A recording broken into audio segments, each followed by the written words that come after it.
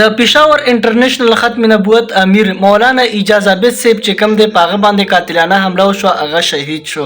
السلام علیکم ورحمت الله وبرکاته. په دا سیټ کې تصویران به تاسو ته ښکاري چې دا د انټرنیشنل ختم نبوت امیر مولانا اجاز عابد صاحب جي چې په هغه باندې قاتلانه حمله وشوه او هغه شهید شو. څنګه چې موږ او تاسو نن سبا وګورو نو چې چېرته علماء هغه شهید کیږي جي، لکه څنګه مفتي منیر شاکر صاحب شهید شو، مولانا حمید الحق صاحب شهید شو، داسې ډېر علما د په دې میاشت کې شهیدان شو.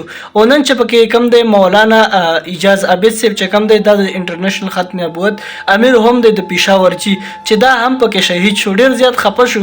زه اکثر په خپله ویډیو کې خبره کوم چې زموږ جماعتونه هم نه دي محفوظ، زموږ مدرسې هم نه دي محفوظ، زموږ سکولونه دی دا هم نه دي محفوظ جي.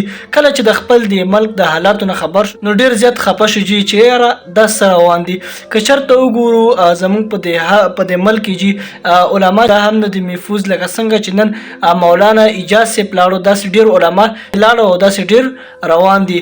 نو الله دې زموږ ستاسو په حال باندې رحم وکړي او الله دې مولانا اجاز عابد صاحب ته جنت الفردوس ورنصیب کړي. تاسو هم په خپلو دعاګانو کې یاد ساتئ. ډېر زیات پرې خفه شو او الله دې د دوی فیملی له الله دې د زړه صبر ورکړي او مولانا صاحب ته دې الله جنت الفردوس ورکړي. دا ویډیو درسره لازمي شیر کړئ چې نورو ملګرو ته هم ورسیږي. د پېښور ختم نبوت چې کوم دی د دې امیر مولانا اجاز عابد صاحب دا وفات شو.